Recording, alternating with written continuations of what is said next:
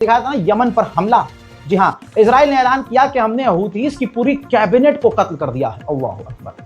Houthis का जो पूरा ग्रुप था जिसमें सीनियर कमांडर, बिल्कुल ठीक ऐसे ही जैसे हिजबुल्लाह की पूरी कमेटी को और पूरी जो लीडरशिप थी उसको खत्म किया, ऐसे ही इजराइल ने ऐलान कर दिया कि हमने हूथीज की लीडरशिप को और पूरी उस हाई जो कमेटी थी उसको खत्म कर दिया है। हालांकि हूथीज ने अपनी तरफ से कोई ऐलान, नुकसान या नहीं हुआ ऐसी कोई जानकारी और सफाई नहीं दी है। यहां तक कि हूथीज सरकार का जो प्रधानमंत्री था, इजराइल ने दावा कर दिया कि हमने उसको भी कत्ल कर दिया है। लेकिन बात यह है कि इजराइल इतना बड़ा दावा कर रहा है तो कुछ तो सच्चाई होगी। अब मैं आपको यह वीडियो दिखा रहा हूं, ध्यान से देखिए दोस्तों। ये वो वीडियो है जो यमन के हूथीज के ठिकानों पर, यमन पर इजराइल ने बड़े हमले किए। ठीक वैसे ही ये हमले थे जैसे हिजबुल्लाह को खत्म करने के लिए इजराइल ने लेबनान पर हमले किए थे। इराक, तुर्की और इजराइल को लेकर, इन रिश्तों को लेकर मिडिल ईस्ट में एक नया तनाव पैदा हो गया है।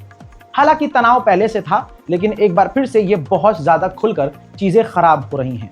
मिडिल ईस्ट में तनाव इन दोनों का बढ़ता हुआ साफ नजर आ रहा है। तुर्की ने अब बड़े कुछ ऐलान किए हैं, लेकिन रिश्ते खराब होने की बहुत सारी वजह भी हैं, क्योंकि नेतन्याहू ने खुलकर कहा कि मैं ग्रेटर इजराइल पर काम कर रहा हूं। तो आपको पता है ग्रेटर इजराइल के जो ऑपरेशन है उसके अंदर अरब के हिस्से आते हैं, अरब देशों के कई जमीनी हिस्से आते हैं, जिसमें कहा जाता है तुर्की का भी एक हिस्सा आता है। और बाकी हिस्सा कोई आता हो या ना आता हो, इजराइल का जो भी पड़ोसी देश हो नुकसान में रहता है, क्योंकि हमेशा इजराइल कब्जा करने की ताक में रहता है। हजरात, अब सीरिया के अंदर इजराइल मौजूद है और सीरिया का बॉर्डर तुर्की से मिलता है। तुर्की के जो मिलिट्री सीरिया के अंदर हैं उन पर इजराइल की सेना अटैक भी करती है और तनाव को बढ़ा रही है और बढ़ चुका है तनाव।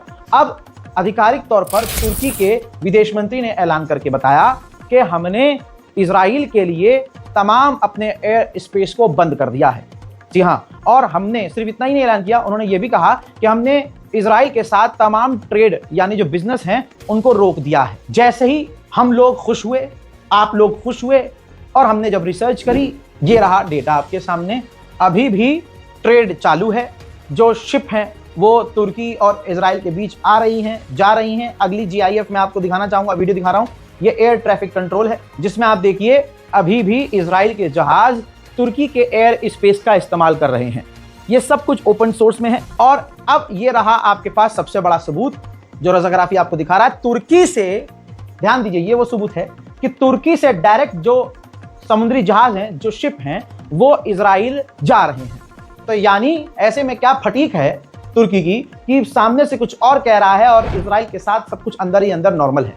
जब तुर्की के अंदर ही आलोचना शुरू हुई और ये तमाम सबूत सामने आना शुरू हुए, तो ये रही रिपोर्ट जिसके अंदर तुर्की ने आधिकारिक तौर पर कहा कि अरे यार, हमने जो है, जो इजराइल के ऑफिशियल्स हैं और इजराइल का जो मिलिट्री एक्टिविटी है, मिलिट्री जहाज, मिलिट्री ड्रोन, हमने उनके लिए अपना एयर स्पेस बंद किया है। यानी जो कमर्शियल जहाज हैं या और जो चीज़ें हैं, हमने उसके लिए अपना एयर स्पेस इजराइल के बंद नहीं किया है। इजराइल के जो ऑफिशियल्स हैं और इजराइल की जो मिलिट्री से जुड़े हुए जहाज हैं, हमने उनके लिए अपने एयर स्पेस को बंद कर दिया है। यानी तनाव है, तुर्की को डर भी है, तुर्की को खतरा भी है। लेकिन ऐसी क्या फटीक है तुर्की की कि बेचारे का बार बार दोगलापन सामने आ जाता है।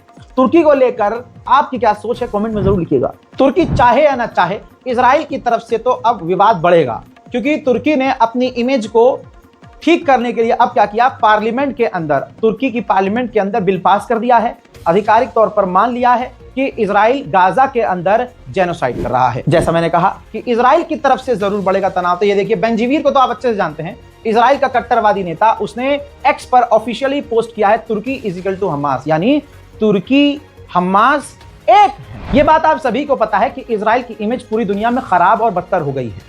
मामला अब कुछ इस प्रकार है कि ये देखिए, जेरूशलम पोस्ट नहीं लिख दिया है, इजराइल के अखबार नहीं लिख दिया है कि अब इजराइल को अपनी इमेज को ठीक करने के लिए बहुत बुरी तरह से अब लड़ना पड़ेगा। हर सेक्टर में अपने आप को साबित करना पड़ेगा, सफाई देनी पड़ेगी, और तो और अब झूठ बोलना पड़ेगा कि उसने जेनोसाइड नहीं किया है गाजा में। उसने बहुत बहाने निकालने पड़ेंगे और एक्सट्रीम लेवल का झूठ बोलना पड़ेगा और अंधा पैसा अपनी इमेज को ठीक करने के लिए खर्च करना पड़ेगा। वहीं गाजा के डॉक्टरों ने अब एक नई बात बताई है, डराने वाली। उन्होंने कहा कि हमारे अस्पतालों में ऐसे पेशेंट्स आ रहे हैं जो अनआइडेंटिफाइड बीमारी, और कुछ न कुछ उनके अंदर ऐसी बीमारी है, इस तरह के वो बीमार हैं कि हम आइडेंटिफाई नहीं कर पा रहे हैं कि इनको है क्या। यानी एक ये इशारा है कि इजराइल कुछ नए तरीके का हथियार इस्तेमाल कर रहा है। क्या इजराइल केमिकल वेपन इस्तेमाल कर रहा है? क्या इजराइल कुछ बायोलॉजिकल वेपन का इस्तेमाल कर रहा है? इशारा तो यही। अब सुनिए इससे बड़ी जानकारी। जो फिलिस्तीन अथॉरिटी है, महमूद अब्बास की जो सरकार है, वो कोशिश कर रही है कि फिलिस्तीन को मान्यता मिल जाए। तो नेतन्याहू किलस गया है, इजराइल की सरकार चुन गई है और उसकी कोशिश है कि फिलिस्तीन अथॉरिटी की सरकार को गिरा दिया जाए और उसकी जगह इमाराती एक कमेटी बनाई जाए। आप समझ रहे हैं, क्योंकि यूएई पूरी तरह से गुलाम है और इजराइल का पेशाब पीता है।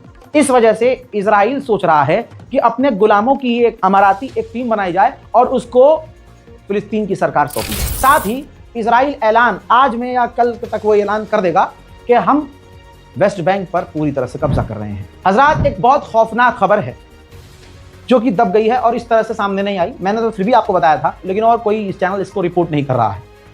इजराइल ऐलान कर चुका है, इजराइल ने ऐलान कर दिया। मैंने आपको दिखाया था ना यमन पर हमला। जी हाँ, इजराइल ने ऐलान किया कि हमने हूथीस की पूरी कैबिनेट को कत्ल कर दिया है। अल्लाहू अकबर। हूथीस का जो पूरा ग्रुप था, जिसमें सीनियर कमांडर, बिल्कुल ठीक ऐसे ही जैसे हिजबुल्लाह की पूरी कमेटी को और पूरी जो लीडरशिप थी उसको खत्म किया, ऐसे ही इजराइल ने ऐलान कर दिया कि हमने हूथीस की लीडरशिप को और पूरी उस हाई जो कमेटी थी उसको खत्म कर दिया है। हालांकि हूथीस ने अपनी तरफ से कोई ऐलान, नुकसान या नहीं हुआ ऐसी कोई जानकारी और सफाई नहीं दी है।